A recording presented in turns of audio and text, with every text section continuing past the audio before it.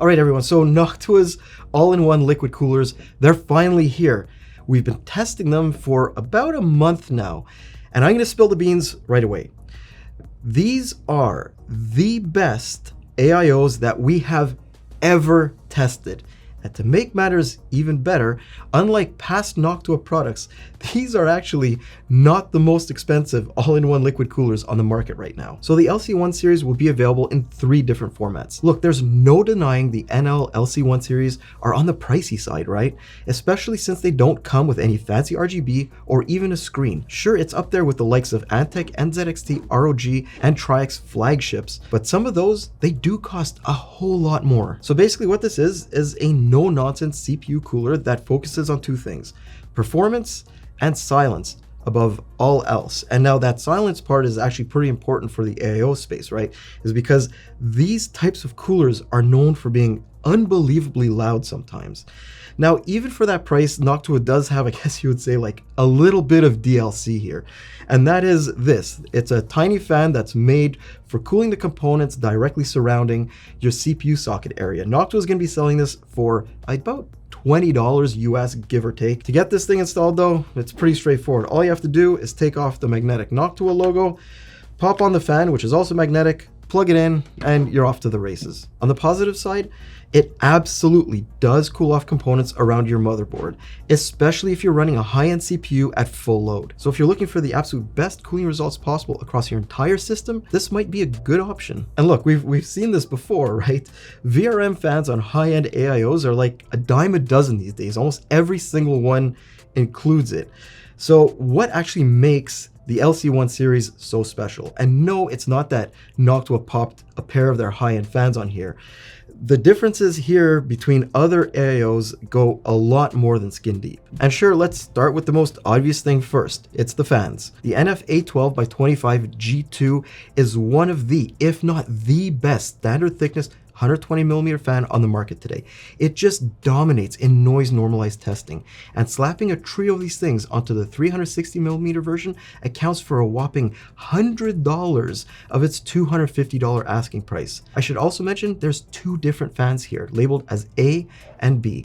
Noctua slightly modulates the RPM levels between both models with a 50 RPM delta in order to cut down on noise through the radiator. So a lot like they did with the new D15 G2. And when you hear these things in action, you can completely understand the value that they bring to the all-in-one liquid cooler space, because this market is like dominated by companies shoving on crappy fans onto expensive AIO designs.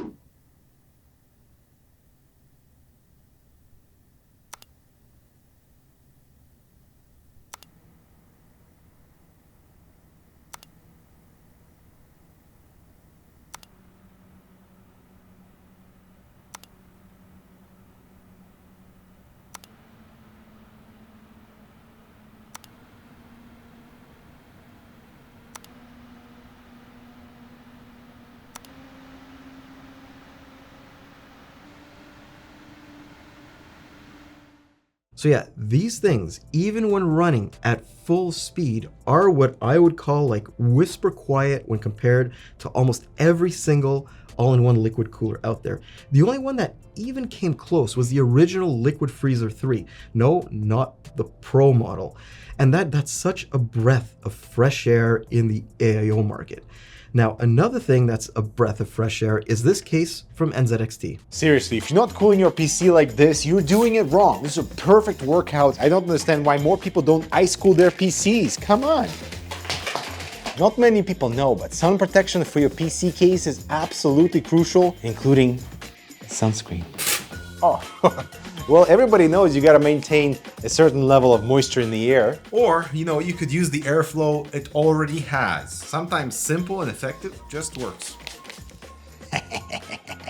Now, another thing that we've all heard comments about on this liquid cooler is the Asetek Gen 8 V2 pump.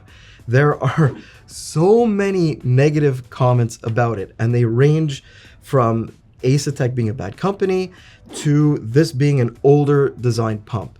But I want to add some clarity to this because a lot of those comments are actually wrong. So let me explain. First of all, there's going to be a whole debate about how the Gen 8 V2 codename Emma lines up with Asetek's newest release, the Gen 9, or what's called Ingrid. Now, while the Ingrid generation does offer a lower noise profile and supposedly improved longevity, Emma is still Asetek's flagship pump with higher head pressure and flow rates. But I've got to say, Asetek and their pumps do have a bit of a bad rap. Asetek themselves has a ton of baggage from a company perspective, especially among the enthusiast market. Also, their Gen 8 and the revised V2 version did a lot to improve things, especially on the reliability front, but they were still very, very loud. This caused most of their pumps to get above our acoustical floor, and that negatively impacted our noise normalized cooling numbers at lower decibel levels. And in order to somehow compensate for all the noise that these pumps were making,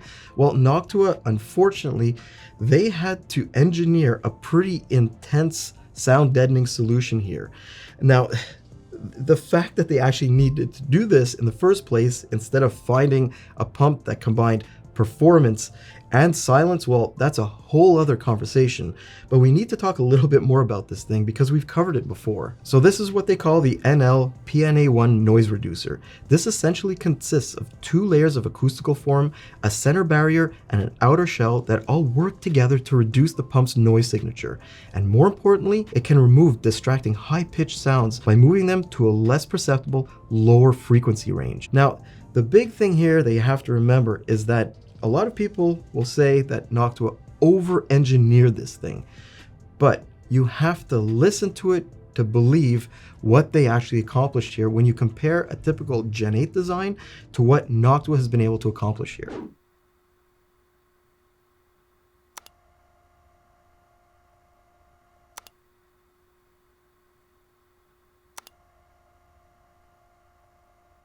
So yeah, we did need to boost the overall volume of that track in order for you to hear basically any difference between those two. And let's be honest, in a case that's full of GPU noise, VRM whining, the fans on the AIO, the amount of effect this will have on the overall noise signature of your case will be probably very minimal at the very most. On the other hand, if you're going for absolute silence, every little bit counts. Anyways, sticking with the CPU block, there's Noctua's excellent Secure Firm 2 mounting system that's just like a dream to install. It's really a cut above. There's also offset brackets for both Intel and AMD, so the cold plate's maximum contact is put right over the CPU dies. The tubes are about what we've come to expect from Asetek designs. They're nicely bendable and, depending on the AIO size, range in length from 400 to 450 millimeters. The radiator isn't anything special either. It uses a pretty standard design with a thickness of 27 millimeters and about, give or take, 20 fins per inch. All right, so at this point in time, I think we may as well get to the testing results. And for that, we actually went all out here, guys. We used 3 separate CPUs at multiple decibel levels. There's a stock 9800X3D, a 9950X with a positive PBO offset running at a constant 250 watts, and finally an Intel 285K with its power limits disabled. Also, while every AIO in this video uses a 360mm design, we're also adding the Noctua LC1 24, their 240mm version, right alongside the LC136. As for the charts, I think that there is a little bit of an explainer that needs to happen here. The y-axis is showing the CPU temperature in degrees Celsius, while the x-axis shows how noisy each cooler gets in decibels. This highlights how hot the processor gets relative to the amount of noise the coolers produce. So the absolute best coolers here will have the lowest temperatures at the lowest noise levels. Anyways, let's start with the 9800X3D and pop in all the other coolers. Up until this point, the Kraken Elite, Tri-X Panorama, and Lianli GA2 Lite Performance have all been tied for the best 360mm AIO, especially at the lower end of the acoustical spectrum where the Noctuas tend to play. But if you thought those results were good, check this out.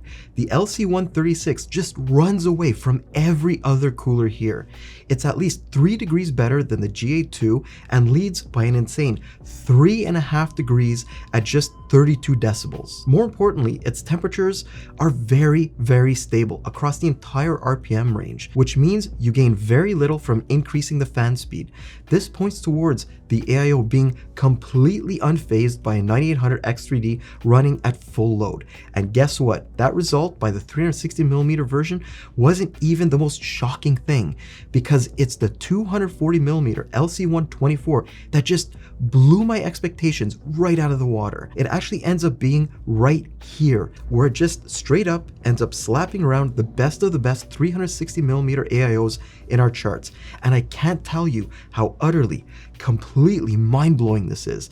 Even top tier 240s never ever cracked the 70.5 degree barrier. And yet here's Noctua sitting just north of 67 degrees. And these results are really hammered home when you look at a normalized 32 decibel graph like this one. Beforehand, it felt like we'd reached sort of like a plateau in cooling without any coolers heading under 68.5 degrees. But both of the LC1 series cracked that without any problem. And if anything, at 40 degrees, the lead opens up just a bit more, at least for the LC136, since the 240mm version was so quiet, it never even got to 40 decibels. So it's not included in this chart. Moving on to gaming, and the results tighten up a fair bit, mostly because the CPU isn't under full load. And even though the AIOs are munching down on a lot of the GPU's hot exhaust air, none of them are particularly fazed by it. So while the Noctuas are still amazing, especially between 32 and 34 decibels, every other cooler is within 5 degrees or less of the LC136, and the Kraken Elite manages to tie the LC124 at 35 decibels. But still, the only way to describe these results from Noctua is absolute domination. And I know, both of these coolers are very expensive considering they don't have any fancy features like RGB or screen. But you have to ask yourself, is that really necessary, or do you want the best CPU cooling possible? And the next stop on our little journey here is onto our lava hot 9950X. And look, this is an absolute worst case scenario where even the best 360mm AIOs typically struggle to get under 85 degrees while maintaining a quiet fan profile. But where do you think the Noctuas fit in? These were their final results. And if anything, relative to the competition, these results are even better than they were on the 9800X3D. Just over 80 degrees at 32 decibels is just out of this world, and 82 degrees for the 240mm version, like holy. Just to give you an idea, at 32 decibels, we've never tested a single 240mm all-in-one liquid cooler that got under 90 degrees at our lowest noise point. Even 360mm AIOs, the best of the best, are a distant speck in Noctua's rearview mirror. And I have to be honest with you, after more than 15 years doing this gig, it takes a lot to get me excited.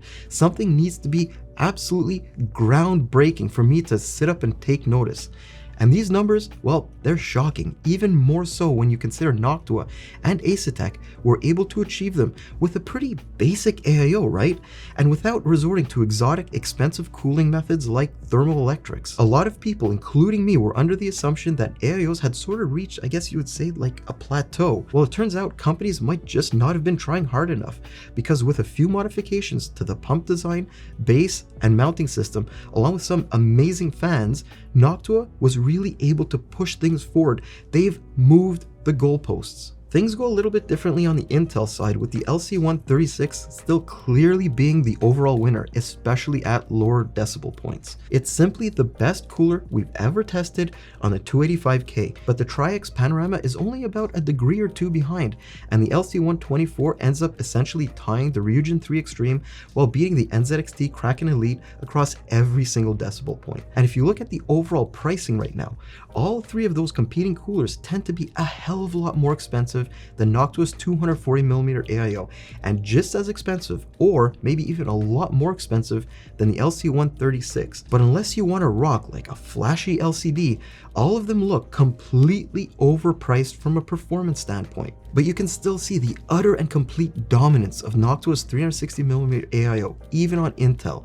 This thing is dissipating just over 250 watts of heat and is still able to keep temperatures under 70 degrees Celsius. Meanwhile, the 240mm version, it easily gets into our top 5 coolers that we've ever tested on this platform. And while that smaller Noctua AIO doesn't quite get loud enough to make it into this graph, the bigger cooler, well, it just keeps on trucking in first place. The only cooler that gets within like spitting distance is the Panorama, but honestly, I just run the LC136 at a lower decibel level to begin with, since there's less than a degree of difference between 32 and 40 decibels. Meanwhile, gaming on the 285K sees a narrowing of results just like it did with the 9800X3D, and every cooler here fits into a relatively narrow 5-degree window. Any one of them would be perfectly fine for this specific CPU, but again, the LC136 completely runs away with things by opening up a pretty wide 2-degree gap against the Panorama. Even the 240mm version fights the good fight against some of the top 360mm